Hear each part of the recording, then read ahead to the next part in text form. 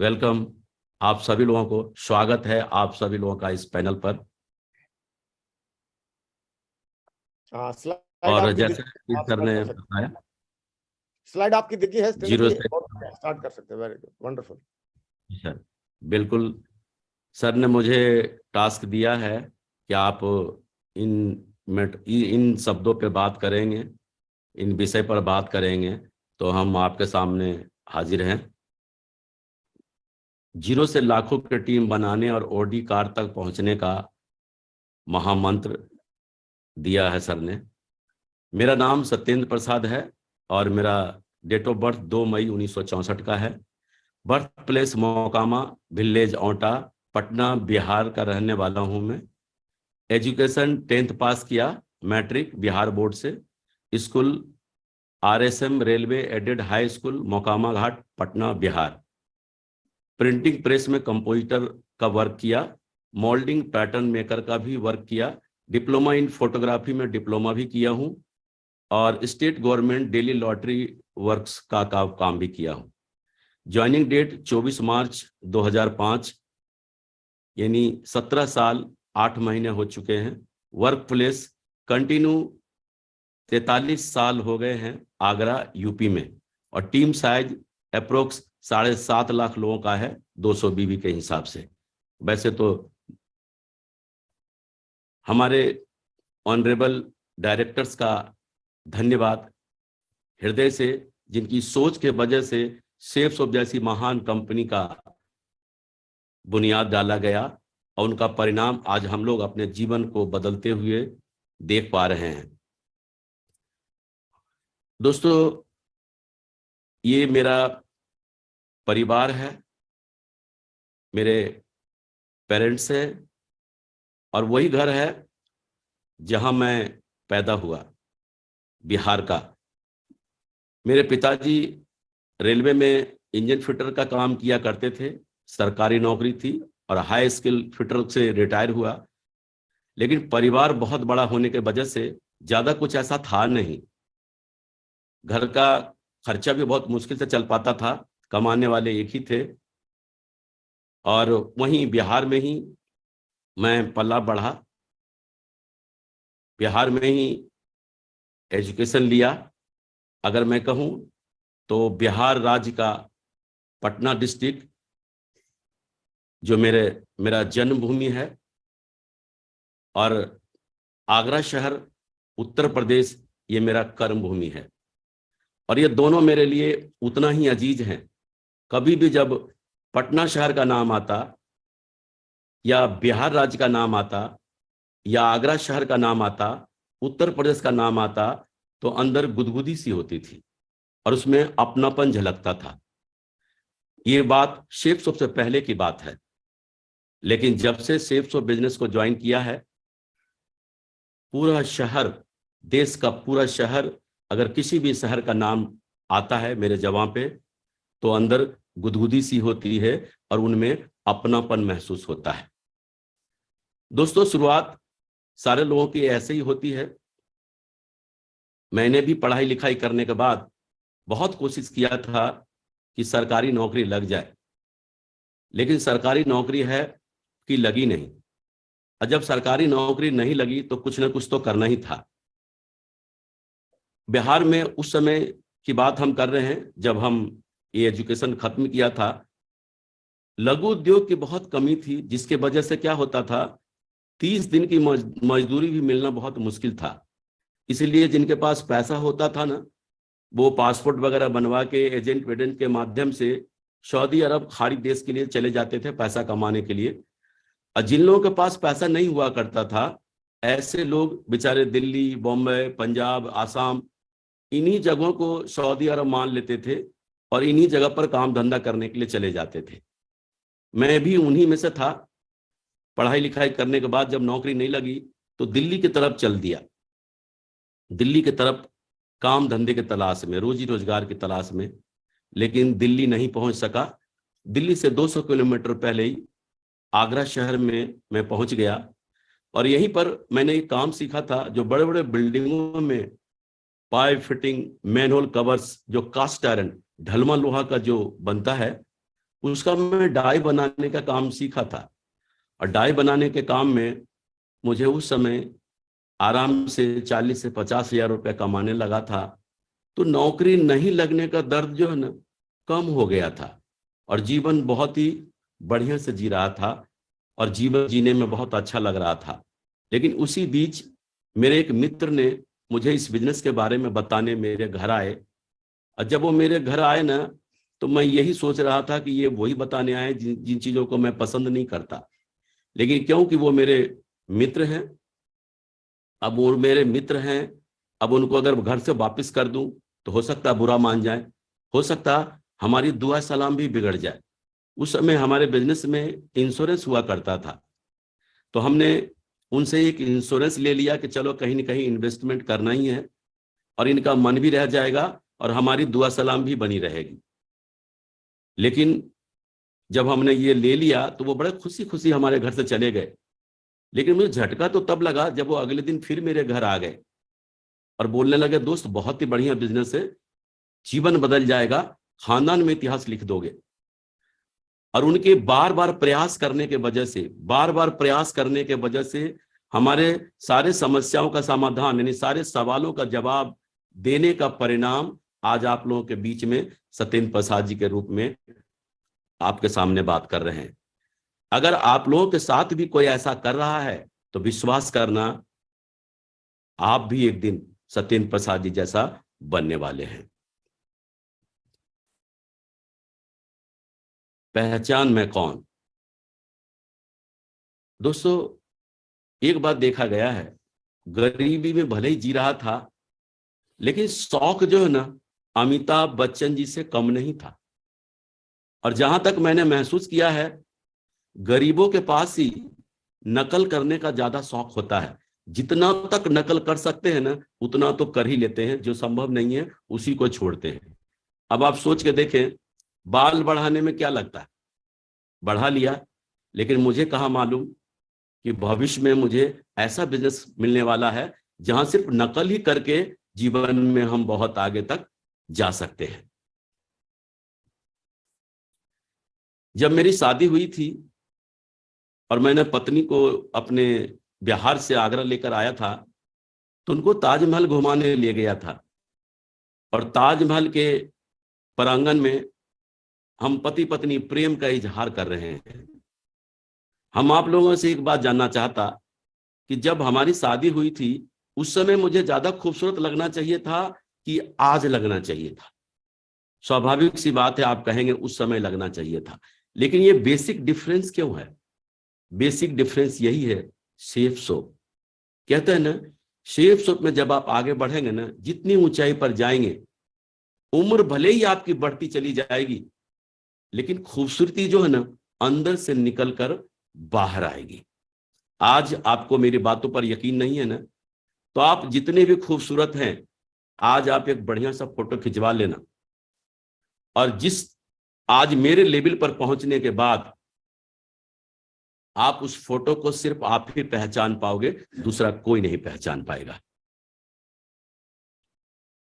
शुरुआत में जब बिजनेस में हम ज्वाइन करते हैं ना, बहुत जोश में होते हैं, और एकदम से क्योंकि इतना बड़ा प्लान देखे हुए होते हैं और हम इतना जोश में होते हैं ना कि हमारा जो रोज का दिनचर्या होता है ना, सुबह ऑफिस 5 बजे छोड़कर छुट्टी होती है तो 6 बजे तक घर आ जाते हैं, या बिजनेस सेंटर से अपने घर आ जाते हैं सीधा।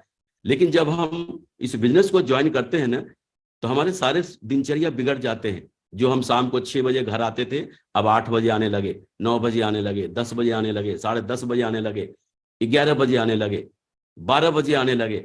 यही होता है, हमारे साथ भी ऐसा ही हो रहा था कि जब मैं इस काम को शुरुआत किया, इतना जोश में था कि रात के 10:30, 11, 12, 12:30 तक बज रहे थे। एक दिन की बात है, घर में बड़ा दिक्कत होने लगी। एकदम से मैडम सामने आ गई और बोला, देखो जी, भगवान ने बहुत दिया हमको, कोई भी फालतू फालतू काम करने की जरूरत नहीं है। सोनू को पापा को देखो 10,000 कमाते हैं, मोनू को पापा को देखो, मोहल्ले के जितने पापा है ना सबकी सैलरी बता दिया उन्होंने, और ये बताया कि आप तो उनसे बढ़िया कमाते हो। आज देखो भगवान ने हमको बहुत दिया है, मैं बहुत खुश हूं। कुछ और करने की जरूरत नहीं है। तो मुझे लगा कि शायद मैं घर देर से आता हूं ना, तो इनको प्रॉब्लम हो रही है। मैंने कुछ दूसरा रास्ता ढूंढा, और दूसरा रास्ता क्या, शहर में ही मेरा 3 मंजिल का मकान है। मैंने बीच वाले मंजिल को सोफा वोफा लगा के ऑफिस बना दिया, और फिर क्या किया, वहीं पर लोगों को बुलाना शुरू कर दिया। वहीं पर प्लान हो रहे हैं, वहीं पर फॉलोअप हो रहे हैं, वहीं पर FIM हो रहे हैं। और फिर क्या था, रात के 10:30 बज रहे हैं, 11 बज रहे हैं, 12 बज रहे हैं, 12:30 बज रहे हैं, और ऐसा ही होने लगा। 20 दिन गुजरे ही थे, एक दिन फिर मैडम सामने आ गई और बोला, देखो जी, पहले तो ऐसा भी था कि आप आओगे, दरवाजे पर घंटी बजाओगे और मैं दरवाजा खोलूंगी, लेकिन आप तो, हम दोनों घर में ही रहते हैं, आप बीच वाले मंजिल पर रहते हैं और मैं ऊपर वाले मंजिल पर रहती हूँ, लेकिन रात के 12 बजते हैं, ये बिजनेस हमको बिल्कुल पसंद नहीं है। तब मुझे समझ में आया कि दरअसल मुझे शाम को लेट से, रात को लेट से आने में इनको कोई प्रॉब्लम नहीं थी, दरअसल इनको इस बिजनेस से ही प्रॉब्लम थी। पता नहीं, जिस पत्नी को मैं बेइंतहा प्यार करता हूं, उस समय पता नहीं क्यों ऐसा बोला, और मैंने बोला, खबरदार, 2 बातें हैं, या तो आप मेरा साथ दो या फिर मेरे रास्ते से हट जाओ। ये जो मेरे 2 बच्चे हैं ना, इनको पढ़ाना लिखाना, इनका कैरियर बनाना, ये मेरी जिम्मेदारी है। पता नहीं क्या हुआ, मैडम ने रात भर सोचा, फिर चाहे जैसे भी हो, उन्होंने बोला, ठीक है, मैं आपका साथ दूंगी। और फिर मैं दमदारी के साथ काम करने लगा, और काम करने के बाद जो है ना, मैं सिल्वर बन गया। उस समय सिल्वर बनना बहुत बड़ी बात थी, और डायरेक्ट सिल्वर का ही लेवल होता था। मेरे अपलाइन ने बोला कि सत्येंद्र प्रसाद जी, एक बहुत बड़ा फंक्शन होने वाला है, और आपको वहां पर पूरे परिवार के साथ आना है, और आपको सम्मानित किया जाएगा। मैं बड़ा खुश हुआ, मैडम को बोला कि आपको भी चलना है, हमारा सम्मान होगा। तो मैडम के अंदर ज्यादा बिलीव विश्वास था नहीं, उन्होंने तो जैसे भी हो मान लिया था। तो कहते ना, जब बिलीव विश्वास नहीं हो तो मैडम चल तो रही थी, लेकिन सजना क्या सवरना क्या, जैसे थी ना वैसे ही चल दिया। और मेरे लिए ये सबसे बड़ी बात थी कि वो जा रही है। जब वहां पर गया, बहुत बढ़िया सम्मान हुआ।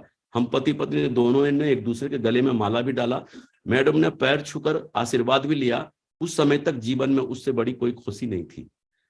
और आगरा का सूर सदन ऑडिटोरियम था, जहां हजारों लोग पहले से मौजूद थे। पता नहीं, उस मंच के माध्यम से मैडम को सामने बहुत सारी महिलाएं थी, उनको देखा, क्या लगा क्या नहीं।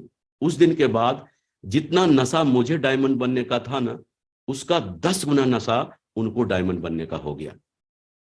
उस समय मुझे इस बात का अफसोस हुआ कि मैंने पहले कहीं कभी क्यों नहीं इनको फंक्शन में लेके आया। अगर मैं पहले फंक्शन में लेके आता तो शायद आज मैं पर्ल का रिकॉग्निशन ले रहा होता। तो लोग यही गलती करते हैं, अपने परिवार को इस बिजनेस में इन्वॉल्व नहीं करते हैं।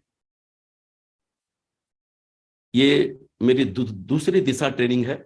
जब मैं इस बिजनेस में जुड़ा था ना, उसी समय मुझे एक मौका मिला था दिशा ट्रेनिंग लेने का, और मेरे अपलाइन ने बोला कि आपको दिशा ट्रेनिंग में चलना है। 15,000 रुपए का मैंने इंश्योरेंस लिया था 15 साल के लिए। मैंने बोला 15,000 तो अभी अभी दिया है, मैंने मन में सोचा। और अभी फिर कह रहे हैं कि नागपुर जाने के लिए, वहां पर जाना आना, वहां का रहना खाना पीना सारा खर्चा होगा। मैंने बहाना कर दिया, और बहाना करके किसी तरह मैं गया नहीं। लेकिन जब लोग वहां से आते थे ना, तो वहां के प्रोग्राम के बारे में बोलते थे, क्या प्रोग्राम होता वहां पर, जीवन समझ में आता। और सही मायने में जीवन क्या है ना, वो वहां पे समझ में आता। इतनी तारीफ सुनता था कि अगले बार जब प्रोग्राम हुआ दिशा वर्कशॉप, तो मुझे जाने का मौका मिला, अकेले जाने का मौका मिला। और जब वहां पर जाकर गया, तब समझ में आया कि मैंने कितनी बड़ी गलती किया था, वो बहाना बनाकर, और अपने आप को मैं कितना पीछे धकेल दिया। शायद मैं उस समय गया होता दिशा वर्कशॉप लेने, तो आज का पोजीशन कुछ और होता। लेकिन 1 साल लेट हो गया, और जीवन समझ में आया। और ये समझ में आया कि आप जैसा सोचते हैं, जैसा बोलते हैं, जैसा महसूस करते हैं, अगर आपको उस पर यकीन है तो वो आपके जीवन में हो जाएगा। और ये मेरी दूसरी दिशा ट्रेनिंग है, जो माननीय श्रीमान नरसिंह गिरवाल साहब जी से लेने का मुझे मौका मिला। और मैं सबसे कीमती कपड़ा पहन के गया था, 35 रुपए मीटर वाला कपड़ा पहन के गया था। 2.25 मीटर में मेरा पूरा कपड़ा बना था। आज के युवा को तो पता भी नहीं होगा कि 2.25 मीटर क्या होता है, और 1.5 मीटर में हाफ शर्ट बनते थे।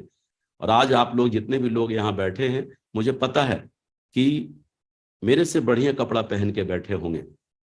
तो ये बिलीव, विश्वास और यकीन एकदम जीवन सही मायने में दिशा ट्रेनिंग में जाने के बाद ही मुझे समझ में आया। उसके बाद मैं गोल्ड बना और हमारे ये आदर्श मेंटर जिनके साथ मैं हूं, और पर्ल बना, और देखें मैं टोपाज बना। आप सिर्फ ये जानना चाहते हैं कि मैंने इस सेफ्स ऑफ बिजनेस को क्यों किया और कैसे किया, इसको करने से मेरे जीवन में क्या क्या परिवर्तन हुआ। जब मैं टोपाज बना तो देखें मेरी 1 साल की इनकम है टीडीएस सर्टिफिकेट 2009 और 10 का। अप्रैल 2009 में मैंने 8,210 रुपए कमाए थे। मई 2009 में 5,070 रुपए कमाए थे। जून 2009 में 22,490 रुपए कमाए थे। जुलाई 2009 में 31,420 रुपए कमाए थे। अगस्त 2009 में 38,840 रुपए कमाए थे। सितंबर 2009 में 54,120 रुपए कमाए थे। अक्टूबर 2009 में 48,260 रुपए कमाए थे। नवंबर 2009 में 50,910 रुपए कमाए थे। दिसंबर 2009 में 61,120 रुपए कमाए थे। और जनवरी 2010 में 74,120 रुपए कमाए थे। और फरवरी 2010 में 1,23,030 रुपए कमाए थे। हमने 1 साल में अपनी इनकम को 1.25 लाख रुपए महीने पर पहुंचा दिया था। और इसकी वजह क्या थी जो हम जिक्र करते हैं आगे। दरअसल होता क्या है, इस बिजनेस में जब हम ज्वाइन करते हैं ना, तो हमारे खास खास जो लोग होते हैं ना, सगे संबंधी, नाते, रिश्तेदार, यार दोस्त, हम उन्हीं को ये प्लान बताने की सोचते हैं कि चलो यार हम कल को आगे लखपति तो हैं ही, करोड़पति आगे बन ही जाएंगे। और जब हम करोड़ों में कमा रहे होंगे तो हमारे जो अजीज है ना, ये पीछे ना रह जाएं, तो हम इनको जाकर बताने के लिए जाते हैं। ऐसे ही मेरे एक अधिकारी मित्र जो मेरे लंगोटिया यार हुआ करते थे, अपने अधिकारी मित्र को मैंने बताने गया, और जब अधिकारी मित्र को बताया ना ये प्लान, बहुत ही बढ़िया और दमदारी से बताया, उस व्यक्ति ने जानते हैं मेरे से क्या कहा? बोला, सत्येंद्र, तेरे को अपनी परवाह नहीं है तो कम से कम मेरा तो ख्याल किया होता। मैं अपने किसी दोस्तों से तेरे को मिलवाऊं तो क्या बोलकर मिलवाऊं कि ये मेरा मित्र कैसा वैसा काम करता है। मुझे उस दिन बहुत बुरा लगा, इतना बुरा कि मैं इतना गिरा हुआ काम करता हूं कि इसको अपने दोस्तों से भी मिलवाने में भी शर्मिंदगी महसूस हो रही है। और जानते हैं, उस दिन मैंने दिलो दिमाग में एक बार ठान के आया था कि मेरे मित्र, तुझे इस अधिकारी की नौकरी पे इतना गरूर है ना, अगर मैं तेरे इस गरूर को तोड़ नहीं दिया तो असल बाप की औलाद नहीं। और उस दिन के बाद हमने सारा दिमाग सेट हो गया। असल बाप की औलाद नहीं का मतलब होता है, अगर हम ये नहीं किया तो मेरी मां को गाली पड़ता ना। अब आप बताएं, मैं टेढ़ा मेढ़ा चल सकता? एकदम हर अपलाइन के सामने जी सर, यस सर, हर अपलाइन के सामने मैं यही उम्मीद लेकर रहता था कि कोई भी अपलाइन कोई ऐसा मंत्र मुझे बता दे जिससे मैं जल्दी डायमंड बन जाऊं। कहते हैं ना, दुनिया में गुस्से में लोग दुनिया के कठिन से कठिन कार्य गुस्से में करते हैं। गुस्से में ही लोग अपने ऊपर मिट्टी का तेल छिड़कते हैं और खुद ही माचिस लगा देते हैं। लेकिन 95% लोग जो है ना, गुस्से में अपने गुस्से को रॉन्ग डिसीजन, रॉन्ग डायरेक्शन देते हैं। और दुनिया में 5% लोग हैं जिनको गुस्सा आता है लेकिन अपने गुस्से को सक्सेस की तरफ मोड़ देते हैं, और उसका परिणाम यही है। कभी भी उस अधिकारी, मुझे नेगेटिविटी मन में आता था ना, तो उस अधिकारी का फोटो निकाल कर देखता था और बोलता था, बेटा तेरे को तो जरूर बताऊंगा। और मेरे जीवन में अगर सबसे ज्यादा डायमंड बनने के लिए मुझे कोई मोटिवेट किया तो वो अधिकारी। और उस गुस्से का परिणाम आप जो ये देख रहे हैं ना, ये चेक है। और यही चेक के वजह से मेरी इनकम जो हुई, उससे मैंने एक i10 कार खरीदा अपने परिवार के लिए 14 अप्रैल 2010 को। और मैंने जो है पास के ही शहर करौली शहर है राजस्थान में, वहां पर माता का मंदिर है जहां पर मैं पूजन कराने गया था और हम पूरे परिवार के साथ हैं और राकेश जी भी मेरे साथ हैं।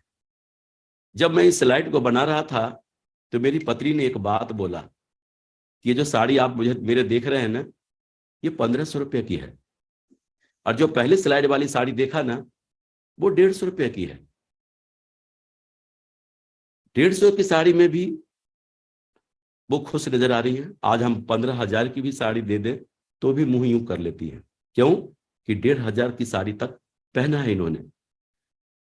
150 रुपए की साड़ी में भी उतना ही खुश नजर आ रही हैं और 1500 की साड़ी में भी उतना ही खुश नजर आ रही हैं और 15,000 की साड़ी में भी उतना ही खुश नजर आती है और 1.5 लाख की भी साड़ी में भी उतना ही खुश नजर आई। इसका मतलब है कि जब आपकी सोच बड़ी हो जाएगी ना तो चीजें छोटी लगने लगेगी। और देखें, ये वही मित्र, अधिकारी मित्र मिस्टर अविनाश कुमार जी, जो रेलवे में स्टेशन मास्टर हुआ करते थे। मैं ये बताने की कोशिश कर रहा आपको, जब कोई आपको ना कहता है ना तो आपको लगता है कि वो जीवन भर के लिए ना कह दिया। नो, नो का मतलब ये नहीं होता। नो अगर कोई कह रहा है ना तो आपको खुल्लम खुल्ला चैलेंज कर रहा है, तू करके दिखा, पीछे से मैं आता हूं। क्योंकि ये बिजनेस जो है ना, पतली चमड़ी वाले लोगों का बिजनेस है, जिनको लोगों की बातें चुभती हो। मोटी चमड़ी वाले का नहीं कि सूजा भी घुसेड़ दो तो भी कुछ नहीं होने वाला है। और आज देखो परिणाम।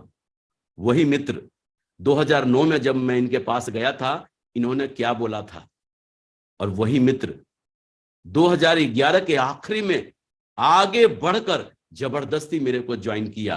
और मुझे पूरा यकीन है कि ये दिसंबर जनवरी तक क्राउन बनने जा रहे हैं और आज जगवार एफ फेस से चलते हैं और डायमंड बनते ही रेलवे में स्टेशन मास्टर की नौकरी को से वीआरएस ले लिया और आज फुल टाइम इस बिजनेस को कर रहे हैं। तो भरोसा करो, जो आपको ना कहा है ना, वही लोग आप ही के साथ जुड़ेंगे और आपको आगे बढ़ाएंगे। ये लाइव एग्जाम्पल है। मैं एमराल्ड बना और एमराल्ड बना उसके बाद बहुत खुश था, लेकिन उसी बीच कुछ ऐसा हुआ कि मेरी दोनों लाइन किसी कारणवश एकदम से खत्म हो गई। आप सोच के देखें, इतनी अच्छी अच्छी इनकम आ रही हो और पैसा भी सब कुछ दिख रहा, कार भी खरीद लिया, सारे खर्चे भी बढ़ गए और एकदम बिजनेस जीरो पे आ गया। या तो ये कंडीशन था कि ऐसी कंडीशन में हम कोमा में चले जाते, लेकिन धन्यवाद परमपिता परमेश्वर का, मान्य श्रीमान नरसिंह गिरेवाल जी जैसे हमारे मेंटर मिले, अपलाइन मिले, जिन्होंने मेरे सर पे हाथ रखकर कंधा पे पीठ थपथपा कर बोला, बड़े भाई, हमने जब बनाना नहीं सीखा था ना, तब तो हमने 1250 2,500 की टीम बना दिया, 2,500 की टीम बना दिया। अब तो हम बनाना सीख लिया है, जुड़ाना सीख लिया है, दोनों भाई मिलकर करते हैं और फिर से काम करते हैं। और सर ने बेसिक लेवल पर जाकर हमारे साथ काम किया। सर, मैं आपका जीवन भर कृतज्ञ रहूंगा। और हमने काम करने का परिणाम, जिस दमदारी के साथ काम किया, प्रेजेंट टाइम में हमारे आईडी पे क्राउन शो है, लेकिन बहुत जल्द मैं क्राउन एम्बेसडर कंप्लीट करने जा रहा हूं। फिर से स्टार्टिंग करने के बाद 24 दिसंबर 2011 को मैं रूबी बना और 5 मई 2013 को मैं डायमंड बना। अब आप देखें, कहते ना डायमंड, जिस दिन मैं डायमंड बना था ना, उस समय तक के मेरे जीवन के सबसे खुशी का पल डायमंड बनने का पल। और पता नहीं, अभी तक आंकड़ा नहीं आया है कि कितने बार डायमंड बोलने के बाद, कितने बार डायमंड बोलने के बाद कोई डायमंड बन जाता है, ये आंकड़ा तो नहीं आया। लेकिन ये बात तय है कि जो लोग सिस्टमेटिक तरीके से काम कर रहे हो और जो सबसे ज्यादा बार डायमंड बोलते हैं ना, वही डायमंड बनते हैं। और मैंने एक बात अनुभव किया है, डायमंड बनना और डायमंड को बनते हुए देखना, दोनों का नशा बराबर होता है। एक डायमंड बन रहा है ये सोचकर पागल होता है, और एक डायमंड को बनते हुए देखकर पागल होता है। दोनों पागल होता है। और मैंने देखा है लोग जो है ना, अपने ग्रो लाइन को लेके आते हैं डायमंड सेलिब्रेशन दिखाने, अपने घर परिवार वालों को नहीं लेके आते हैं। परिणाम क्या होता है ना, क्योंकि उनको क्या लगता है, घर वाले क्या हमको ज्वाइनिंग देंगे क्या, घर वाले क्या, हम घर वाले से क्या हमको पैसा आएगा क्या। लेकिन एक बात है, घर वाले से पैसा नहीं आएगा, लेकिन आपको डायमंड बनने से जरूर रोक लेंगे, क्योंकि सारा वायरस जो है ना घर में ही होता है। लोग जब अकेले डायमंड सेलिब्रेशन देख के जाते हैं ना, एकदम घर में जाकर पागलों जैसी बात करते हैं, देखना अब अपने जीवन में ऐसा होगा, वैसा होगा, ये होगा, वो होगा। तो घर वाले बोलते हैं कि अच्छे भले तो कल गए थे, इनको हो क्या गया।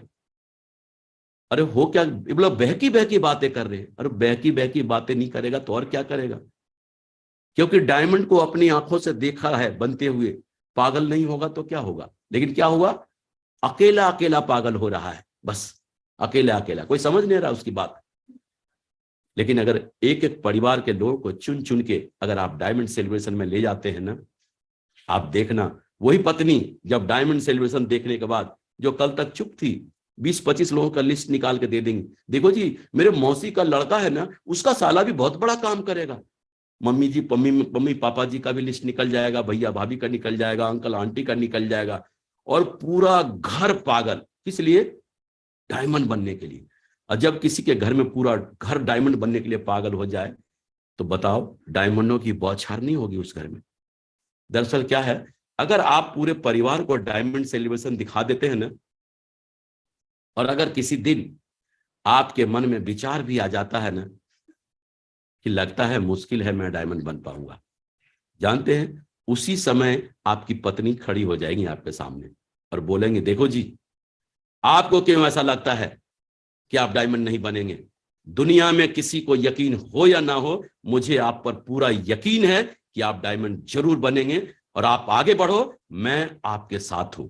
अगर कोई भी पत्नी किसी पति को ऐसा बोल देना, तो वो पति दुनिया में आग लगा सकता है, दुनिया में आग लगा सकता है। और कहते हैं ना, दुनिया के सबसे मजबूत और पावरफुल शब्द है, मैं आपके साथ हूं।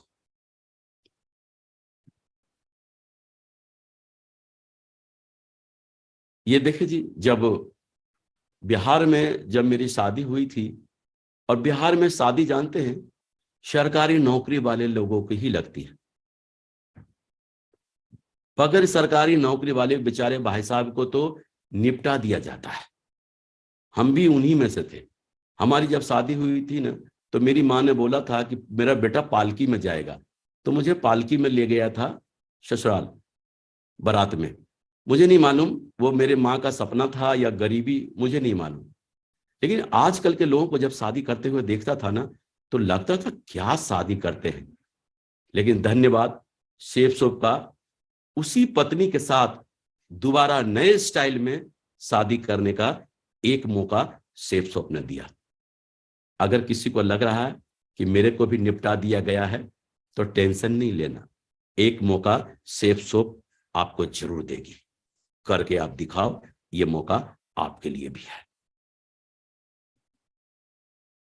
मैं जिस माहौल में पला बढ़ा, जिस घर परिवार में रहा ना जी, वहां पर जो है ना बच्चों का जन्मदिन मनाया जाता है। हम जैसे लोग उम्र के, पहली बात तो अपने बच्चे से बोल भी नहीं सकता कि बेटा मेरा जन्मदिन मनवा दे। अगर बोल भी दिया ना, तो जवाब ये आएगा, खाना मिल रहा क्या, ये कम बड़ी बात है क्या। लेकिन जन्मदिन तो बहुत दूर की बात है। लेकिन जब मैं शेफ शॉप में आया और जब मैं डायमंड बना तो मेरी उम्र 50 साल की थी। सही मायने में मेरी माँ पढ़ी लिखी नहीं थी। मैं जब भी उनका अपना जन्मदिन पूछता था ना, तो पता नहीं पूछती बताती थी बैसाख द्वितीया पक्ष, जो आज तक मुझको समझ में नहीं आया। इसलिए जो मेरे सर्टिफिकेट में नाम लिखा हुआ है ना, डेट ऑफ बर्थ लिखा है ना, उसी को मैंने अपना जन्मदिन मान लिया। और जब मैं 50 साल का हुआ तो मेरा मन किया जन्मदिन मनाने का। देखो मन किसका किया? मेरा। खर्च कौन करेगा? मैं। गिफ्ट कौन देगा? मैं खुद। फिर रोकेगा? कहते हैं ना, जब पावर आपके पास होता है ना, तो आप जैसा जीवन जीना चाहते हैं ना, जो करना चाहते हैं ना, वो वो कर सकते हैं। और 50वां जन्मदिन मैंने यादगार बनाने के लिए अपने आप को 50 लाख की ऑडी मैंने गिफ्ट किया था। देखें, 50 साल तक तो जन्मदिन मना ही नहीं, और मना तो ऐसा वाला जन्मदिन मना कि लोग देखते रह गए। अब बताओ, इसके बाद आप कभी जन्मदिन मनाना बंद हुआ होगा क्या? बिल्कुल नहीं हुआ होगा। जन्मदिन आप मनाते हैं, परिवार के साथ मनाते हैं, वो अलग बात है। मजा तो जन्मदिन मनाने में तब आता है जब आपका जन्मदिन पूरा हिंदुस्तान मना रहा होगा। मजा तब आता है, और वो सिर्फ और सिर्फ सेफ शॉप में ही मिलता है, देखने को और करने को। धन्यवाद सेफ शॉप। देखें, आज कंपनी ने हमें टारगेट दिया हुआ है, हमारे पास मौका है, हमारे पास मौका है ढेर शहर, सारे शहर में जाने का, दुनिया में घूमने का हमारे पास मौका है। और देखो, उस मौके का परिणाम हमने भी जो है ना, क्या किया था, जब टारगेट आया था। आज तो दुनिया का बड़े बड़े देश में घूमने का मौका है आपके पास, पहले ऐसा नहीं था। हमारे जमाने में जब हम काम करते थे, थाईलैंड का टारगेट आया था सिर्फ, अर्जुन अवार्ड और ये सारा कुछ नहीं। आज कितना अपडेट है आप लोगों के सामने। सिर्फ थाईलैंड का टारगेट आया था, और जब थाईलैंड का टारगेट आया था ना, तो पागल हो गया था, पागल हो गया था। अपलाइन से पूछा था कि सर मुझे इस टारगेट को फाइट करना है, टारगेट को फाइट करना। अपलाइन के पीछे पड़ गया था। अपलाइन ने बोला सबसे पहला काम पासपोर्ट बनवा लो। उस समय एजेंट के द्वारा पासपोर्ट बनते थे। एजेंट को मैंने पासपोर्ट बनवाया, रसीद दिया था, और सर ने बता दिया था कि कब ये ट्रिप जाएगी। जब प्लान दिखाने जाता था ना, तो लोगों को ठोक ठोक के बोलता था फला तारीख को मैं थाईलैंड जा रहा हूं, और देखो मैंने देखो ये पासपोर्ट के लिए अप्लाई किया हुआ रसीद देखो। रसीद दिखा दिखा के लोगों को ज्वाइन करा देता था। और जब मेरा पासपोर्ट आया था ना, विश्वास करो, जीवन में कभी पासपोर्ट नहीं देखा था। सैकड़ों बार उस पासपोर्ट को अलट पलट के देखा था। और जब अलट पलट के देखने के बाद और फिर फील्ड में जाता था ना, तो लोगों को और दमदारी के साथ प्लान दिखाना शुरू कर दिया, और बताता था देखो जी फला तारीख को मैं थाईलैंड जा रहा हूं, ये देखो मेरा पासपोर्ट। सामने वाला व्यक्ति भी मेरा पासपोर्ट मांग कर देखता था, दिखाना भाई साहब पासपोर्ट कैसा होता, क्योंकि बेचारा वो भी कभी पासपोर्ट नहीं देखा था। और पासपोर्ट दिखा दिखा के मैंने थाईलैंड का टारगेट फाइट कर लिया, और अपने खानदान का पहला व्यक्ति जो किसी विदेशी धरती पर कदम रखने वाला था, इंटरनेशनल फ्लाइट पर चढ़ने वाला था। और पहली फ्लाइट थी मेरी इंटरनेशनल फ्लाइट थाईलैंड का। जब मैं थाईलैंड के लिए गया था हवाई जहाज पर चढ़ने के लिए, तो मैंने धन्यवाद तो मत्था टेक कर सेफ को किया था।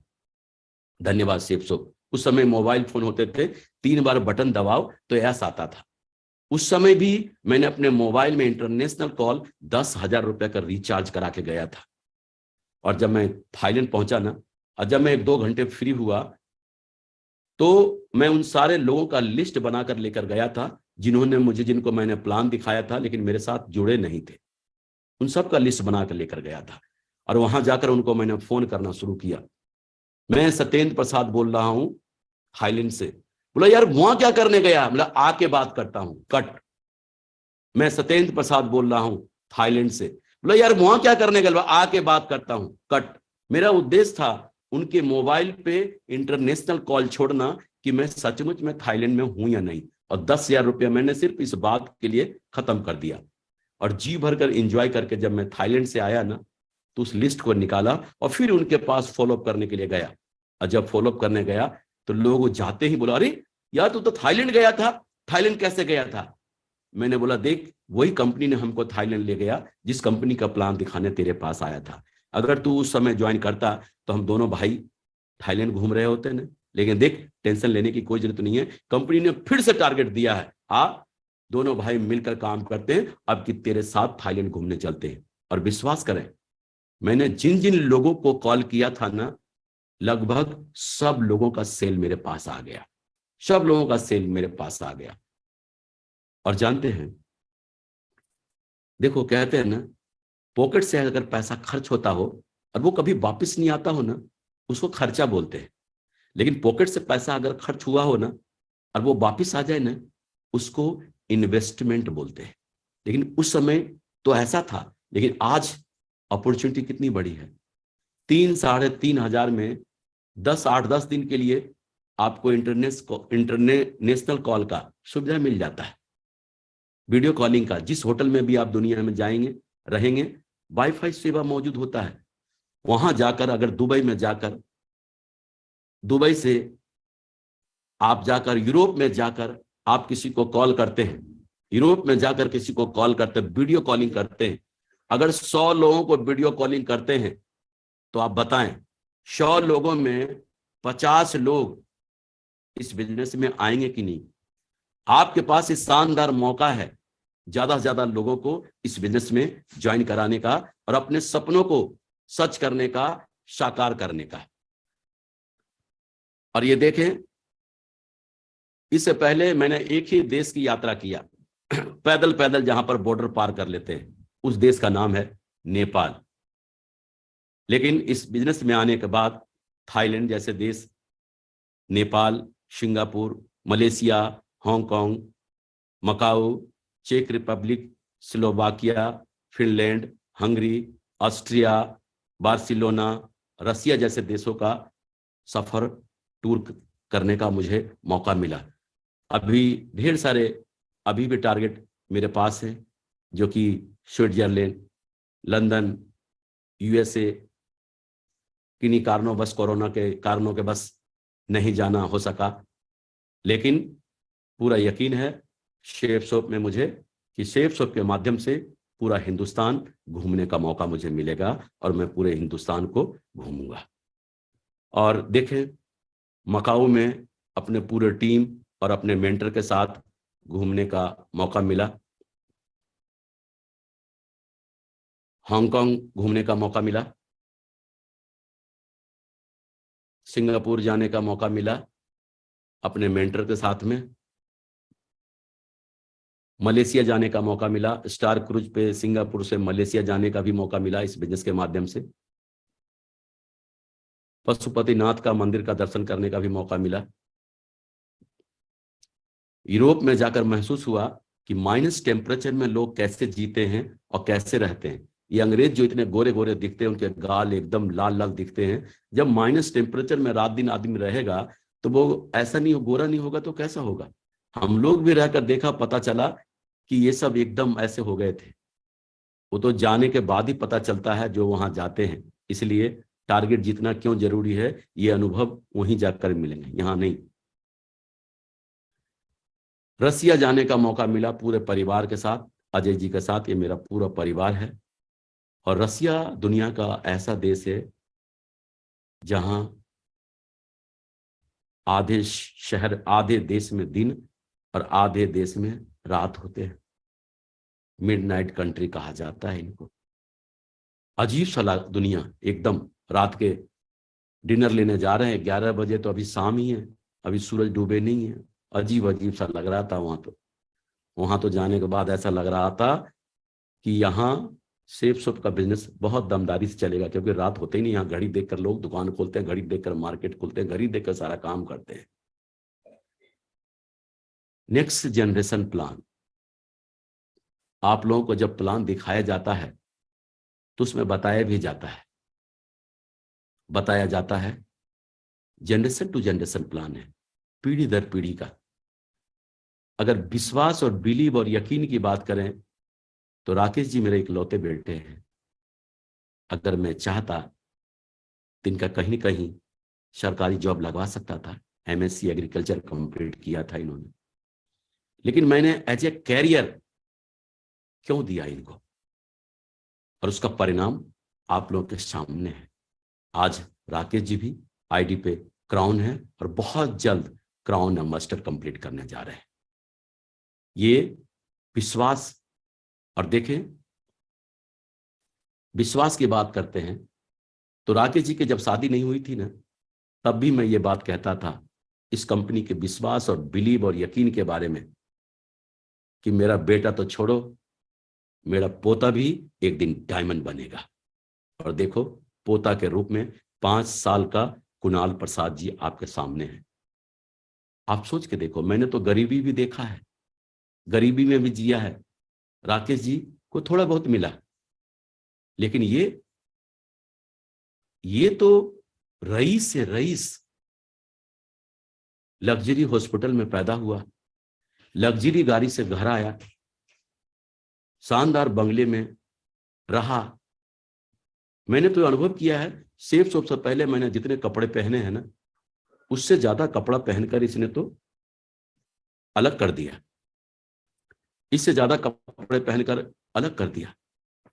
बिलीव, विश्वास की बात करें तो आज मेरी जो बिटिया है एक, जिनकी शादी भी मैंने सेफ शॉप में ही किया। हमारे दामाद जी जो हैं वो रूबी लेवल पर हैं, और हमारे समधी साहब हैं जो बिजनेस लेवल पर हैं। मैं चाहता तो मैं बड़े अधिकारी के साथ इनकी शादी कर सकता था, मैं चाहता तो किसी बिजनेसमैन के साथ इनकी शादी कर सकता था, लेकिन सेफ शॉप ही क्यों?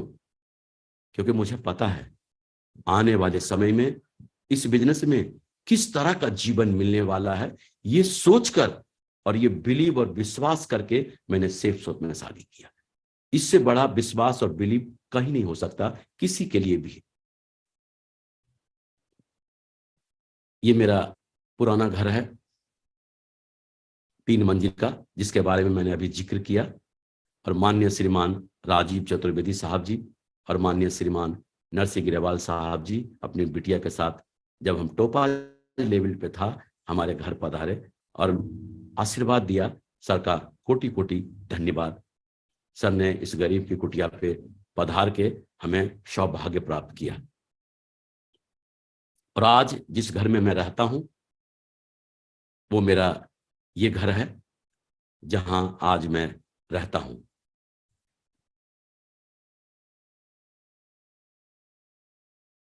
ये देखें,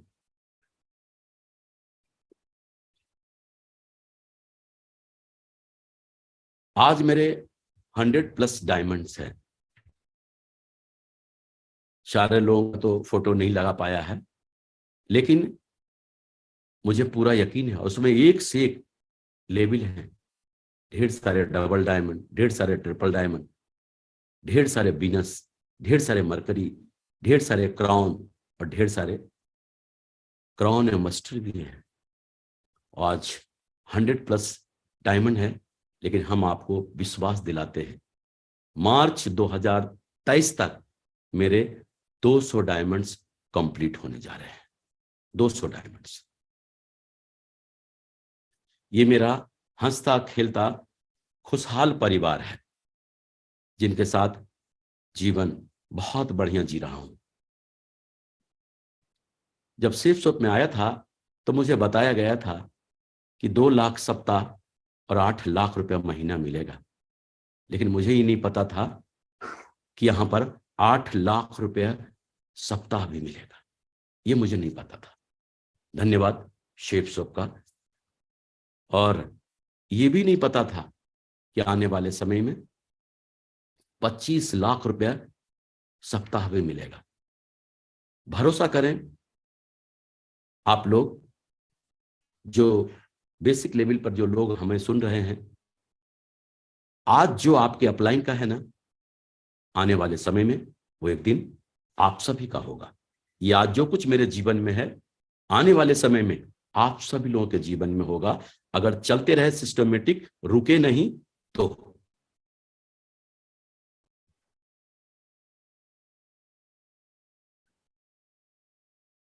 इस बिजनेस में दो तरह के लोग आते हैं। एक तो ऐसे लोग आएंगे जो अपनी मनमानी करेंगे, आपकी बात मानेंगे नहीं, कितना भी समझाएंगे ना वो आपकी बात समझेंगे नहीं। परिणाम क्या होगा? उल्टा आपको समझाने की कोशिश करेंगे, बोलेंगे सर भले ही मुझे दो सप्ताह हुए हैं और आपको 2 साल हुए हैं, लेकिन ये बिजनेस कैसे होगा ना, ये हम आपको समझाते हैं। हमारे जो ज्यादातर लीडर है ना, रात को जो टेंशन में सोते हैं ना, इन्हीं लोगों के वजह से। बोला अच्छा मुझे 2 साल हुए हैं और 2 सप्ताह का बंदा मुझे बताता है कि बिजनेस कैसे होगा, ये हम आपको बताएंगे। ये जो लोग हैं ना, अगर ये कुछ भी मानने वाले नहीं है, अपनी मनमानी करेंगे। इनको कुछ भी समझाओगे ना, ये समझने वाले नहीं है। अगर ये कहते हैं ना, इनको ये जैसा करना चाहते हैं ना करने दो। अगर ये कहते हैं कि सर मेरा ये करने का मन कर रहा, बोला बिल्कुल यही करो। बोला सर मेरा ये करने का मन नहीं कर रहा, बोला बिल्कुल मत करो। तेरी खुशी में मेरी खुशी। वो जो करना चाहता ना उसको वही करने दो, अपनी मनमानी जी भर के करने दो। क्योंकि मालूम है अगर आप पूछोगे ऐसा करना है तो बोलेगा क्यों, ऐसा नहीं करना है क्यों, आप क्यों का जवाब आप दे नहीं पाओगे। इसीलिए इनको छोड़ दो इनके हाल पे।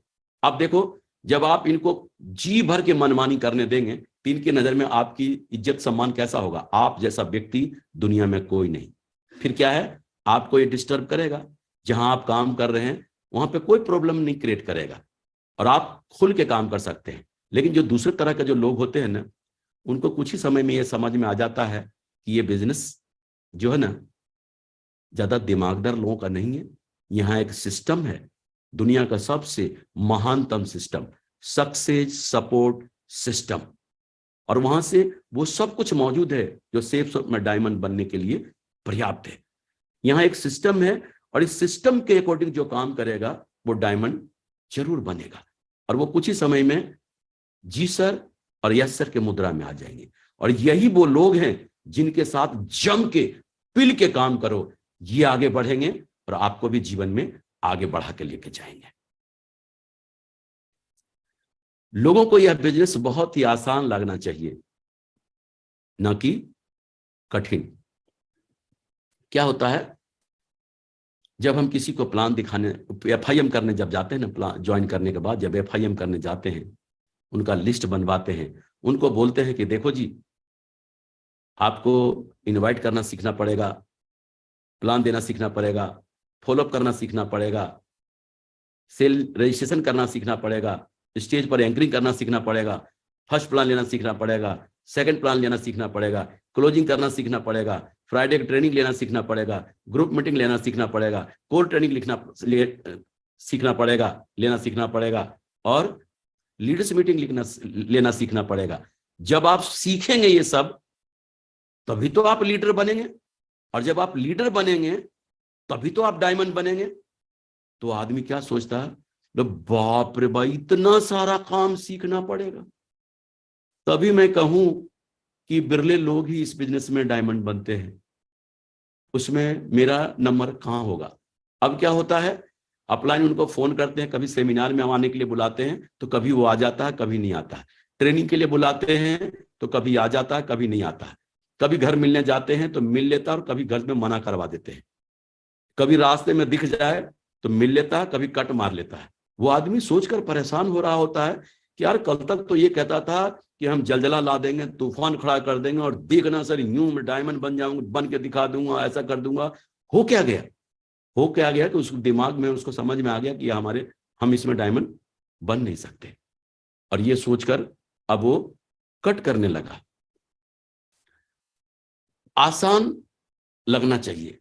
आप देखें जब किसी के यहाँ FIM करने जाते हैं और उनको लिस्ट बनवाते हैं और बोलते हैं सेमिनार में गेस्ट लेकर आने के लिए, अगर वो व्यक्ति 10 गेस्ट लेकर आता है, 10 गेस्ट लेकर आ जाता है, इसका मतलब है कोई ना कोई क्वालिटी तो है उसके अंदर। नहीं तो 2 गेस्ट लाने में सेमिनार में पसीने निकल जाते हैं, लेकिन उन्होंने 10 गेस्ट को लेकर आया। इसका मतलब है हर व्यक्ति के अंदर कोई न कोई एक क्वालिटी होता है। जरूरत है उनकी क्वालिटी को पहचानने की और उनकी क्वालिटी में धार लगाने की। अब जैसे कि देखें, कोई किसी को जब आप कोई आपको प्लान दिखाने ले जाता है और जब आप प्लान दिखा रहे होते हैं उनका, तो वो एसोसिएट देखना बड़े गौर से आपके प्लान को देख रहा होगा, बड़े गौर से देख रहा होगा। जब प्लान खत्म होगा ना, तो आपसे वो डायरी का पेज मांग लेगा। सर, वो डायरी का पेज देंगे और देखना घर जाके एकदम रट्टा मार रहा होगा, एकदम बढ़िया से प्लान याद कर रहा होगा। अगले दिन फिर जब प्लान दिखाने ले जाएगा ना, दिखवाने, तो फिर क्या होगा, आपके डायरी का पेज मांग लेगा और घर वाले पे ही प्रैक्टिस कर रहा होगा, घर वाले सबको प्लान दे रहा होगा बैठ बैठ के। और तीसरे दिन जब वो प्लान दिखवाने ले जाएगा ना, तो आपसे बोलेगा, सर मैं सर को प्लान दे दूं क्या? और आपको हैरानी होगी। और जब कोई कहा है एसोसिएट, तो आप तो खुश हो जाओगे, हाँ दो। और देखना हू बहू आपका प्लान उतार के रख देगा। आपको जब कोई फॉलोअप कराने ले जाएगा ना, तो आप देखना, आप जब 2 सवाल का जवाब देंगे ना, तो 1 सवाल का जवाब वो भी देगा। आप 4 सवाल का जवाब देंगे ना, 2 सवाल का जवाब वो भी देगा। आप 10 सवाल का जवाब देंगे तो 4-5 का जवाब वो भी देगा। आप देखेंगे कुछ व्यक्ति आपको ऐसे भी मिलेंगे कि इंटरनेट का काम करने में उनको बहुत मजा आता है, बहुत मजा। और कुछ लोगों को इंटरनेट के काम को देखकर ही डर लगता है। इसका मतलब क्या है, हर एक के अंदर कोई ना कोई क्वालिटी होता है। जब आप ग्रुप मीटिंग करते हैं ना, जब आप ग्रुप मीटिंग करते हैं 8-10 लोगों का, 15 लोगों का, तो आप उनको उठाएं, जिन्होंने 10 गेस्ट लेकर आए हैं, उनका प्रोत्साहित करना है उनको। देखो जी, ये राहुल जी हैं। राहुल जी पिछले सेमिनार में 10 गेस्ट लेकर आए थे। पता नहीं क्या बोला क्या नहीं बोला, ये मुझे नहीं मालूम। राहुल जी आपने क्या बोलकर 10 गेस्ट को लाए थे? अब देखना उस व्यक्ति का कॉन्फिडेंस और किस अंदाज से बात करेगा। जैसे भी लाया होगा, सर मैंने ये बोला वो बोला, ऐसा कहा वैसा कहा, आएगा कैसे नहीं, मैं मजबूर कर दिया उनको आने पर। अब देखो उनके वहां 10 गेस्ट लाने का जो टेक्निक जो उन्होंने बताया, पहली बात जो 10-15 लोग हैं उनमें से लोग कुछ लोग तो अप्लाई करेंगे और उनका आपने क्या किया, कॉन्फिडेंस भी बढ़ा दिया। परिणाम देखना अगले सेमिनार में 15 से 20 गेस्ट उनके आएंगे। जो देखो प्लान जो दिखाया है ना, प्लान वाले को भी के बारे में बताना कि देखना जी, देखो जी ये मोहन जी हैं और मोहन जी के अंदर एक ऐसी क्वालिटी है, मोहन जी को खड़े करवा के, मोहन जी के अंदर एक ऐसी क्वालिटी है ना, कितना भी टेढ़ा मेढ़ा व्यक्ति हो ना, सामने बैठा हो, प्रोग्राम को इस तरह उनके दिमाग में फिट करते हैं ना कि सामने वाला एस बोल के जाता है। और देखो जी उनके बारे में उनकी भी तारीफ करना। देखो ये रवि जी हैं और रवि जी के बारे में क्या बताऊं, रवि जी आज तक किसी के घर फॉलोअप करने गए हों, खाली हाथ कभी वापस नहीं आया। ऐसी क्वालिटी इनके अंदर है। जो इंटरनेट पर रजिस्ट्रेशन करते हैं ना, उनकी भी तारीफ करना है कि देखो जी आज रजिस्ट्रेशन का काम, इंटरनेट का काम, मेल बेल जितने भी काम होते हैं इतनी सफाई से करते हैं ना, आज तक इनका कंप्लेन नहीं आया, इतना बढ़िया से करते हैं। अब आप देखो गेस्ट लाने वाला गेस्ट ला रहा भर भर के, प्लान देने वाला प्लान दे रहा है, फॉलोअप करने वाला फॉलोअप कर रहा है, रजिस्ट्रेशन करने वाला रजिस्ट्रेशन कर रहा है। इससे क्या हो रहा होगा, सबको पैसा आ रहा होगा, सबका लेवल बढ़ रहा होगा। अब आप देखो जो सेमिनार में गेस्ट लाता है ना, वो क्या सोच रहा है, क्या बिजनेस है यार, कुछ लोगों को पकड़ के सेमिनार में ला दो, पैसा आता है।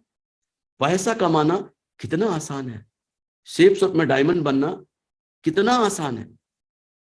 लेकिन एक बात ध्यान रखना, जिसको जिस काम को करने में मजा आ रहा है ना, वही काम करने दो। अगर उनको ट्रेनिंग में आने के लिए बोल रहे हो और वो कटने लगा, दोबारा बोला ट्रेनिंग में आने के लिए, कटने लगा, तिबारा बोला ट्रेनिंग में आने के लिए, कटने लगा, समझ जाना कि उनको ट्रेनिंग में आना अच्छा नहीं लगता, लेकिन सेमिनार में गेस्ट लाना अच्छा लगता है। अगर ट्रेनिंग में लाने के लिए आगे बोल दिया ना, तो गेस्ट लाना भी बंद हो जाएगा। जिसको जिस काम को करने में मजा आ रहा हो ना, आने दो मजा, उसी में आने दो उनको मजा। अब देखो प्लान देने वाला क्या सोच रहा, क्या काम है यार, कुछ लोगों को बैठ के समझा दो और इस बात का पैसा आता है। पैसा कमाना कितना आसान काम है, डायमंड बनना कितना आसान काम है। वो देखो फॉलोअप करने वाला क्या सोच रहा, यार कुछ लोगों के साथ बैठ के बातचीत कर लो और इस बात से पैसा आता है। पैसा कमाना कितना आसान काम है, डायमंड बनना कितना आसान काम है। और रजिस्ट्रेशन वाला, इंटरनेट वाला क्या सोच रहा, वो भी ऐसे ही सोच रहा है। अब देखो अब आगे क्या होता है। जब भी कोई काम करना बिल्कुल आसान लगे ना, तो अंदर से इच्छा जागृत होती है सीखने की।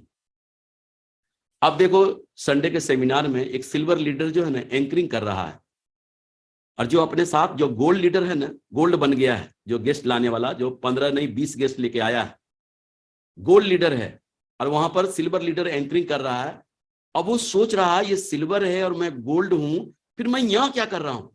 सेमिनार खत्म होते ही सीधे अपलाइन के पास जाता है और कहता सर मेरे को जो है ना एंकरिंग करने का मन कर रहा है, एंकरिंग सीखने का मन कर रहा है, एंकरिंग करना है मुझे। अब देखो उसके अंदर एंकरिंग करने की इच्छा जागृत हुई। अब उनको जी भर के जल्दी जल्दी सिखाओ। जब किसी के अंदर सीखने की इच्छा जागृत हो ना, तो थोड़ा बताओगे और ज्यादा समझेगा वो।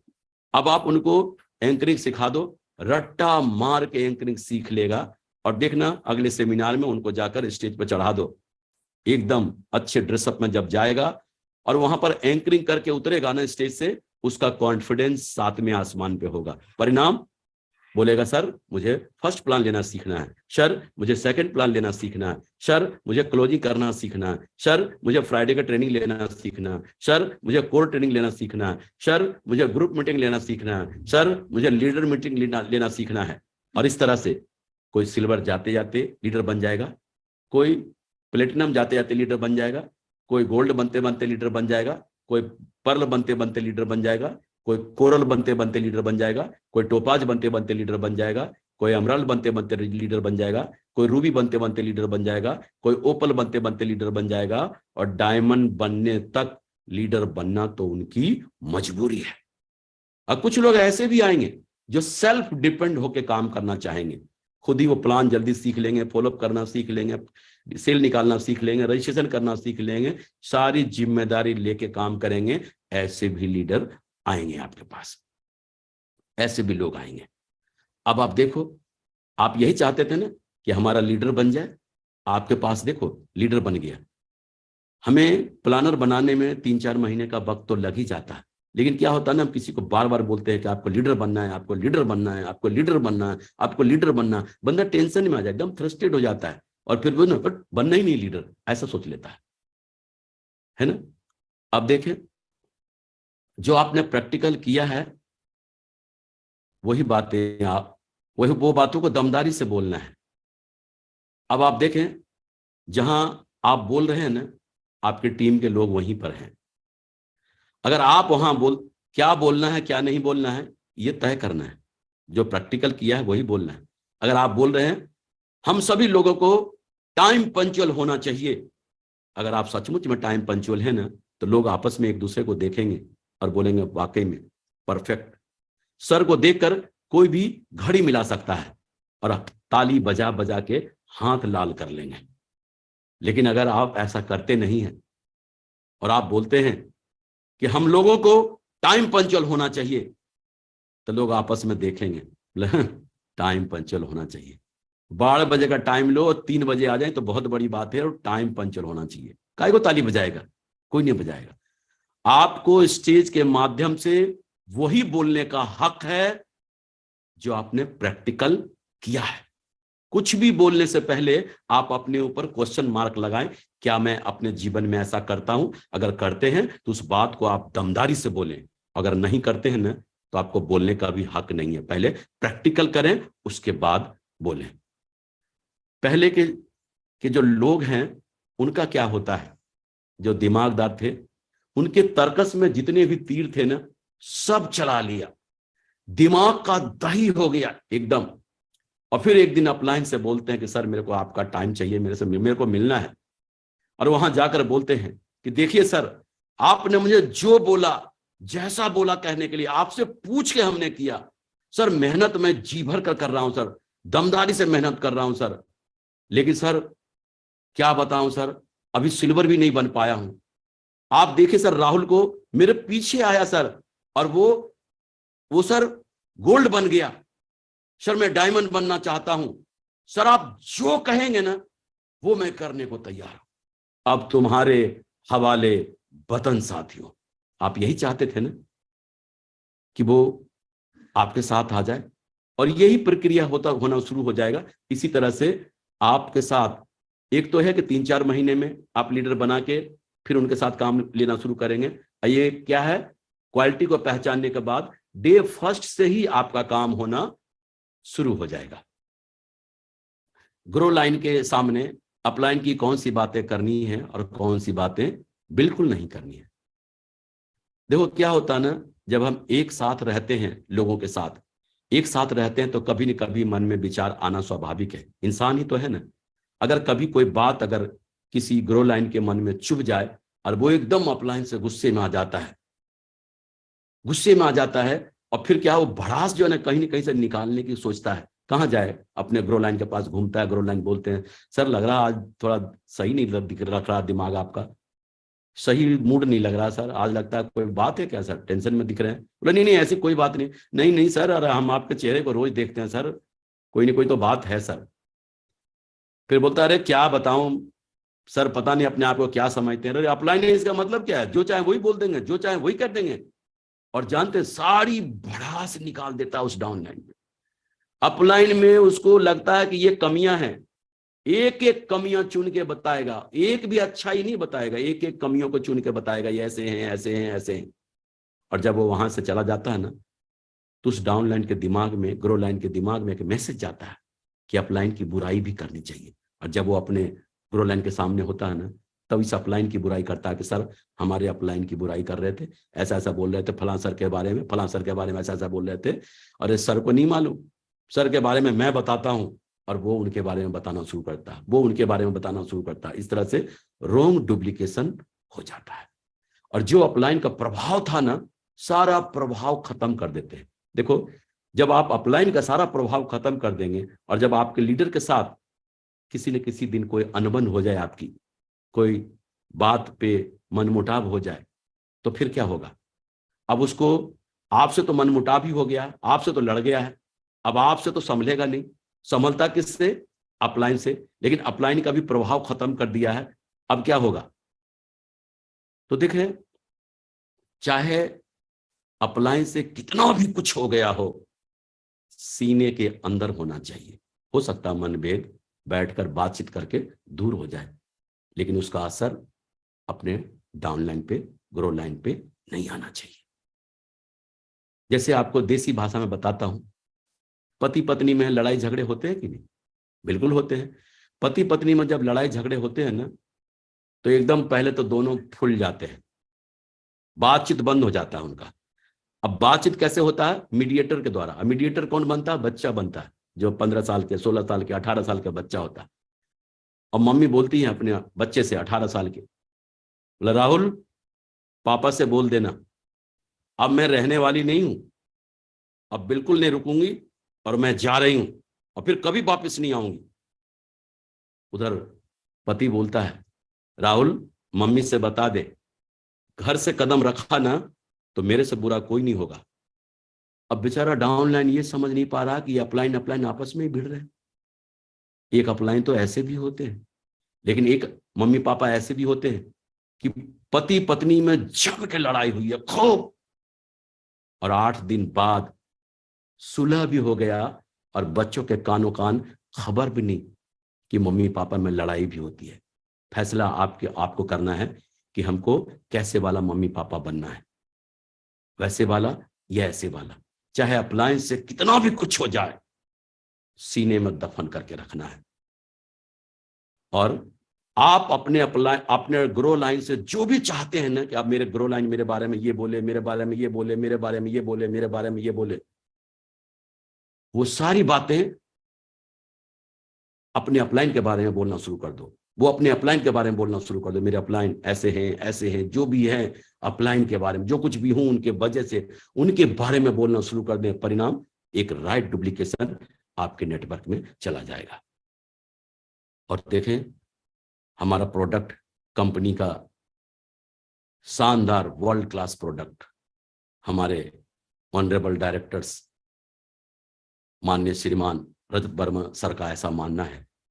वो कहते हैं अगर किसी भी प्रोडक्ट को अगर एक बार बेचना है ना, तो कोई भी कहीं भी बेच कर आ जाएगा, लेकिन उसी घर से बार बार ऑर्डर आना, इसके लिए हमारा क्वालिटी प्रोडक्ट होना बहुत जरूरी है।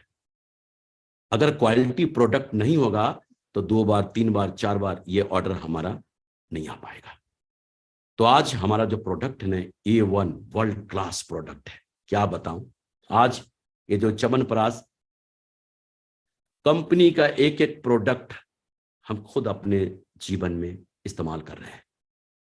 और च्यवनप्राश की क्या बात करें, ये तो ब्रह्मास्त्र है, खासकर सर्दी के दिनों में उनके लिए जो अस्थमा और दमा के पेशेंट हैं। इसको कंटिन्यू अगर इनका सेवन किया जाए तो एकदम जड़ से खत्म हो जाएगा। हमने देखा है जिनको एलर्जी होता है, मौसम बदलते ही परेशानी आती है, अगर इसका इस्तेमाल करना शुरू कर दें कंटिन्यू, परिणाम बिल्कुल बदल जाएगा। एक से एक प्रोडक्ट है। देखिए फर्स्ट परचेज और सेकंड परचेज में अंतर क्या? फर्स्ट परचेज में क्या है, हमको एक बार लोगों को समझाना होता है और एक बार पैसा मिलता है। लेकिन रीपर्चेज में यहां पर भी एक बार अगर किसी को बढ़िया से समझा दिया जाए तो हर महीने पूरा जीवन पैसा आएगा। तो देखें आसान कहां है, यहां या यहां? यहां पर एक बार पैसा मिलेगा, यहां पर हर महीने बार बार पैसा मिलेगा। तो जो लोग भी हमारे बिजनेस में जुड़ते हैं ना, उनको रीपर्चेज के लिए तुरंत प्रोत्साहित करना है, उनको रीपर्चेज के लिए प्रोत्साहित करना है। क्यों? यहां पर सिर्फ खाने और खिलाने पे डालना है लोगों को। खाने और खिलाने पर डाल दिया ना, परिणाम बदल जाएगा। देखो हमको घर चाहिए सेफ शॉप से, 2 लाख सप्ताह चाहिए सेफ शॉप से, दुनिया घूमना है सेफ शॉप से, कार चाहिए सेफ शॉप से, खानदान दर खानदान पैसा चाहिए सेफ शॉप से। ये सारा कुछ मुझे सेफ शॉप से चाहिए, लेकिन हम खाएंगे बाहर जाकर, तो ये तो नाइंसाफी है ना, और ईमानदारी भी नहीं है। अपने बिजनेस के साथ ईमानदारी भी नहीं है। तो विनती है हाथ जोड़कर, आप पहले खुद खाएं और सच्चाई से, ईमानदारी से, जब आपको अच्छा लगे ना तो दूसरों को बताएं। हम आपको विश्वास दिलाते हैं रीपर्चेज में फर्स्ट परचेज के अपेक्षा आसान है 2 लाख लाना रीपर्चेज में, क्योंकि हमको इसकी आदत पड़ चुकी है, इसलिए ये हमको आसान लगता है। इसकी अभी आदत नहीं पड़ी है, इसलिए हमको कठिन लगता है। और एक से एक प्रोडक्ट, किस कंपनी का तो कहना है हमारे डायरेक्टर्स का कि एक भी प्रोडक्ट के लिए हम आपको बाहर नहीं जाने देंगे, हर प्रोडक्ट आपको यहां पे उपलब्ध होगा। आप देखें क्या चाहिए, कंपनी वो सब कुछ हमको पहले ही उपलब्ध करा रही है। मैंने सिस्टम की हर एक्टिविटी को अपने जीवन में उतारा और इसको प्रमोट किया, चाहे सेमिनार की बात हो, चाहे 8 स्टेप ट्रेनिंग की बात हो, चाहे ग्रुप मीटिंग की बात हो, चाहे कोर ट्रेनिंग की बात हो, चाहे लीडर्स मीटिंग की बात हो, चाहे सक्सेस प्रीव्यू सेमिनार की बात हो, चाहे बिजनेस बिल्डिंग सेमिनार की बात हो, चाहे डायमंड सेलिब्रेशन की बात हो, दिशा वर्कशॉप की बात हो, टूल्स की बात हो, चाहे टारगेट की बात हो, चाहे काउंसलिंग की बात हो, एक एक एक्टिविटी को हमने प्रमोट किया। हमको एक चीज इस बिजनेस में बहुत प्रभावित किया और बहुत अंदर तक आने के लिए प्रेरित किया। जब ट्रेनिंग में गया था ना, तो वहां बोला गया था ड्रेस कोड, कोट पैंट और टाई।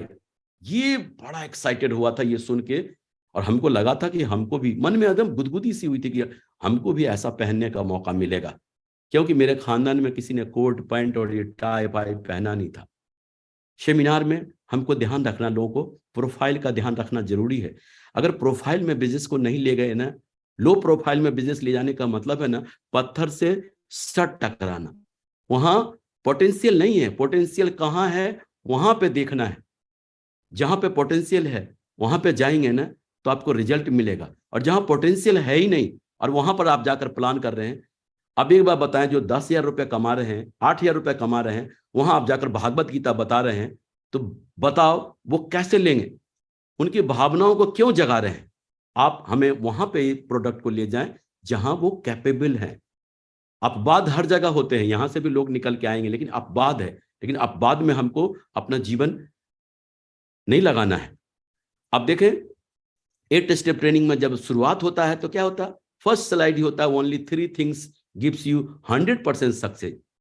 इस बिजनेस में जो एक्साइटमेंट और जोश और जुनून क्या है, वो क्या है? 90% है। यही है हमारे पास 90%। और 8% जो आपका 8% टेक्निक है, 2% फाइन ट्यूनिंग, अपने अपलाइन के साथ गजब का तालमेल, अपने अपलाइन के साथ एकदम मर मिटने वाला, हम बने तुम बने एक दूजे के लिए, अपने अपलाइन के साथ ऐसा वाला। और ग्रुप मीटिंग, जैसे जैसे बताया, छोटे छोटे टीम हो उनमें ग्रुप मीटिंग करते चले जाएं। कोर ट्रेनिंग से सबसे ज्यादा प्लानर तैयार होते हैं। जितना ज्यादा आपके नेटवर्क में कोर ट्रेनिंग हो रहा होगा ना, उतना ही ज्यादा आपके प्लानर तैयार हो रहे होंगे। और जब जिनका जितना ज्यादा लीडर तैयार हो रहा होगा, भविष्य में उनके उतने ही ज्यादा शहर डेवलप हो रहे होंगे। और जिनके जितने ज्यादा शहर डेवलप हो रहे होंगे, परिणाम उन सभी नेटवर्क में 2-2 लाख के सप्ताह का चेक, 4-4 लाख सप्ताह का चेक ज्यादा से ज्यादा उनके नेटवर्क में आ रहे होंगे। हमें सक्सेस प्रीवियस सेमिनार में विश्वास, बिलीव, यकीन बनता है। जब सम्मान देखते हैं तो अपने पूरे परिवार को वहां पर लेकर जाएं। बिजनेस बिल्डिंग सेमिनार जो हमें सिखाता है आगे बढ़ने के लिए। डायमंड सेलिब्रेशन की हमने बात किया ही, दिशा वर्कशॉप की हमने बात किया ही, टारगेट की बात हमने किया, टूल्स की बात तो आप देख ही रहे हैं, टूल्स की बात क्या है। तो आज देखो, सक्सेस सपोर्ट सिस्टम, प्रगति सूत्र जैसे, जो कि पर्याप्त मात्रा में सब कुछ है, शुभारंभ, प्लान फोल्डर। लेकिन होता क्या है, लोग सर मेरे लिए भी एक ला देना, सर मेरे लिए भी एक ला देना, सर ये मेरे को दे दो। अपलाइन के हाथ में देखते हैं तो वही किताब छीनना शुरू कर देते हैं। मुझे एक छोटी सी कहानी याद आ गई जो मैं आपको बता दूं। एक बार किसी गांव में मेला लगा था, और जो है ना, एक नौजवान, 25 साल का नौजवान मेला देखने जा रहा था। जी मोहल्ले से निकला ना, मोहल्ले की भाभी मिली और बोले, देवर साहब कहाँ जा रहे हैं? बोला, भाभी साहब मेला देखने जा रहा हूं। बोला, देवर साहब मेरे मुन्ने के लिए एक झुंझुना लेके आना। बोला, हाउ? जब आगे बढ़ा ना, एक भाभी साहब और मिली, पूछी, देवर साहब कहाँ जा रहे हैं? बोला, भाभी साहब मेला देखने जा रहा हूं। बोला, देवर साहब मेरे मुन्ना के लिए एक झुंझुना लेके आना। बोला, हाउ? जब कुछ दूर और पहुंचा ना, एक भाभी साहब और मिली और बोला, देवर साहब कहाँ जा रहे हो? बोला, भाभी साहब मेला देखने जा रहा हूं। बोला, देवर साहब एक 100 का नोट देकर उनके हाथ में बोला, देवर साहब मेरे मुन्ना के लिए एक सुंदर सा झुंझुना लेके आना। तो जानते देवर साहब ने क्या बोला? बोला, भाभी साहब किसी का मुन्ना झुंझुना से खेले या ना खेले, आपका मुन्ना झुंझुना से जरूर खेलेगा। तो क्यों खेलेगा भाई? क्योंकि भाभी साहब ने पैसा दिया ना। गांव घर में भी ये जीवन भर आपको याद रहेगा ये बातें। कभी आंटी भी घर मोहल्ले पड़ोस के बोलते हैं, बेटा बाजार जा रहे हो, मेरे लिए ये लेके आना। बोला, हाउ कह दिया तो समझ लो आने वाला नहीं है। तो है ना, अपलाइन को आप पकड़ कर छीनो बगैर पैसा दिए, प्रगति सूत्र, अरे ये की है मेरे पास, मैं आपको कैसे दे दूं? नहीं देंगे। लेकिन उसी अपलाइन को पैसा दो, पॉकेट में डाल दो प्रगति सूत्र का, और फिर खींचो ना, पकड़ ढीली पड़ जाएगी, है ना। तो ये ध्यान रखने वाली बात है। टीम को बनाना और उसको टिकाना, और फिर उनके साथ काम करना। कुछ लोग टीम बनाना जान जाते हैं लेकिन उनको टिका नहीं पाते, जिनके वजह से उनका नेटवर्क चला जाता है। और कुछ लोग टिका लेते हैं तो उनके साथ मिलकर काम नहीं कर पाते, इसलिए उनका नेटवर्क चला जाता है। जो लोग टीम को बनाते हैं, बनाना सीख लिया, और उनको टिकाना, दिशा वर्कशॉप, डायमंड सेलिब्रेशन, इन जगहों पे जाकर उनको विश्वास, बिलीव, यकीन दिला दिया और उनके साथ मिलकर काम कर लिया, वो आगे बढ़ जाते हैं। और रही बात की पॉइंट की बात, तो की पॉइंट मेरे जीवन में तो सिर्फ एक ही है, जो मैंने अपने कसम, जो मैंने खाया था अपने मित्र से, कसम मैंने माननीय श्रीमान नरसिंह ग्रेवाल साहब जी से भी खाया था। जब इन्होंने बोला था कि सत्येंद्र प्रसाद जी मैं आपको डायमंड बना दूंगा, उस समय भी मैं खड़े होकर ये बोला था, सर बेटे का मरा मुंह देखा जो आपकी जबान कट जाए, आप बोल के देखना, सत्येंद्र प्रसाद कभी पीछे नहीं हटेगा।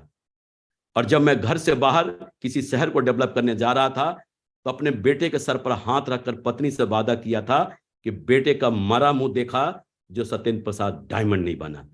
तो ये कसम ही है जो मुझे चारों तरफ से इस तरह से घेर लिया था कि मुझे हर वो काम करने के लिए मजबूर कर दिया था जो मेरा मन करने का नहीं करता था।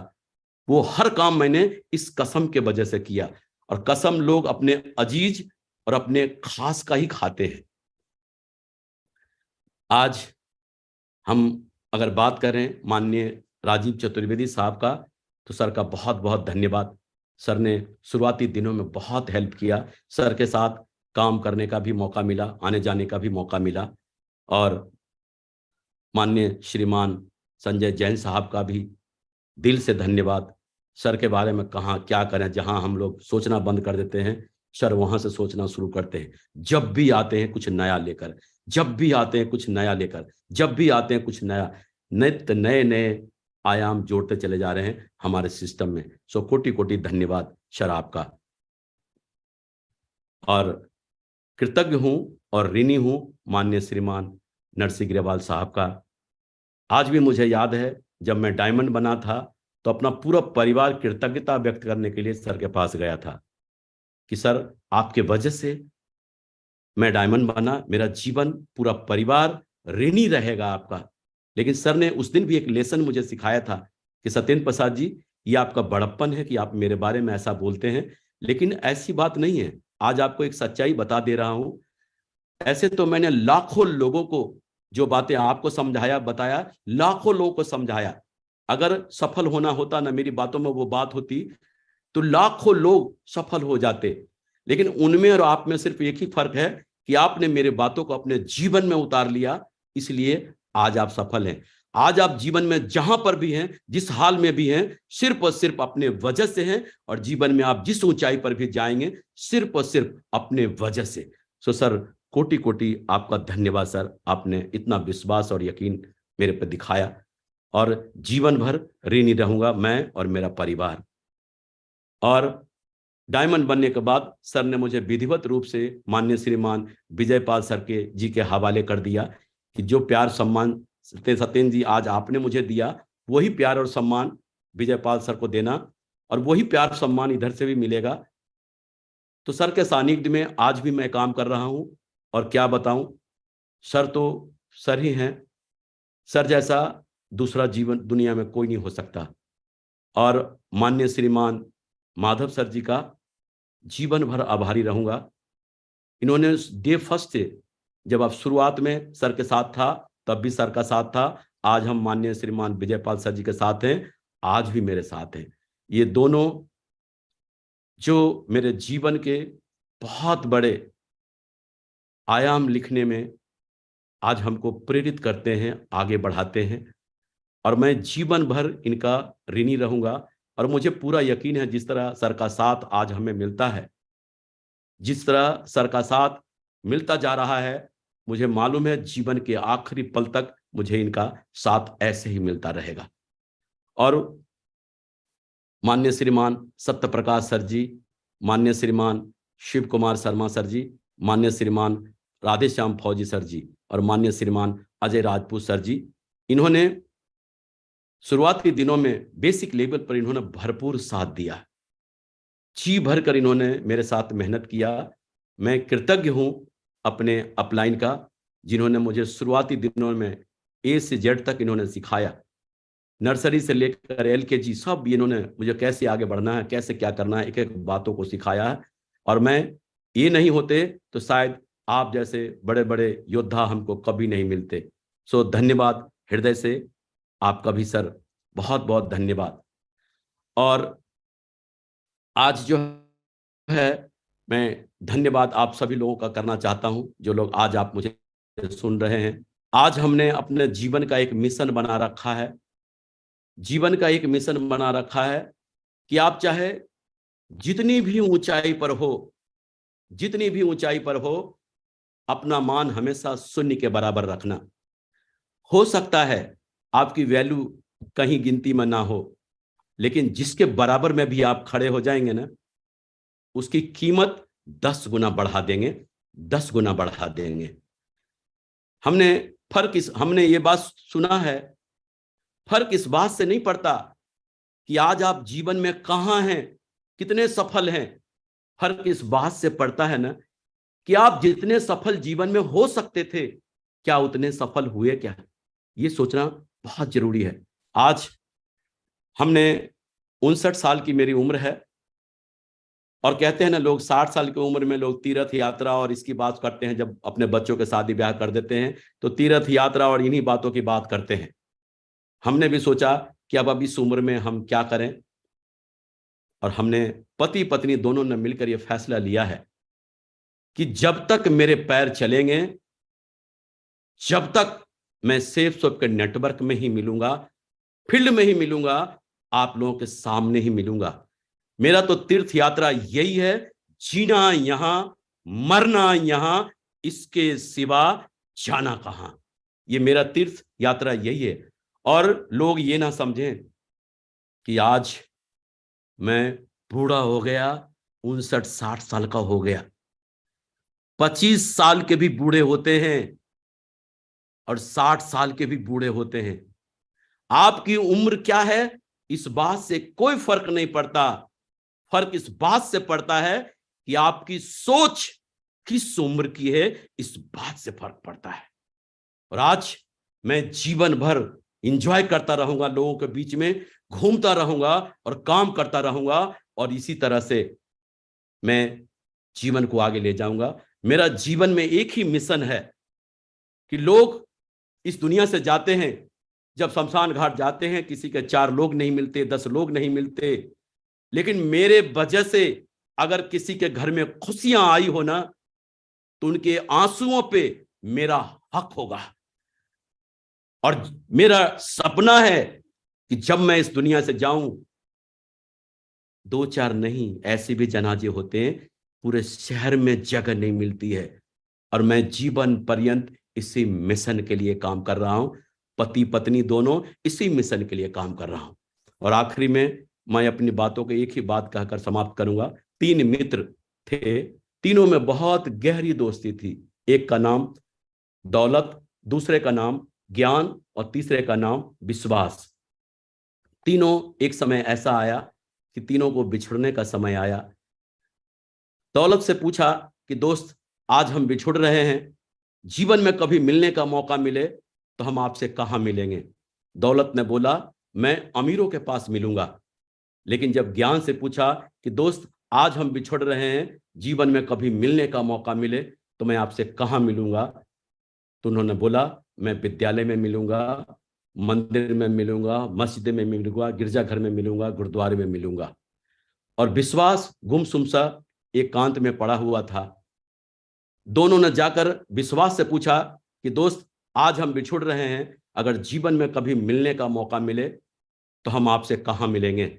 विश्वास बहुत ही गहरी सी सांस लेकर बोला कि दोस्त, जीवन में एक बार अगर मैं बिछुड़ गया ना, तो फिर कभी नहीं मिलता हूं, कभी नहीं मिलता हूं।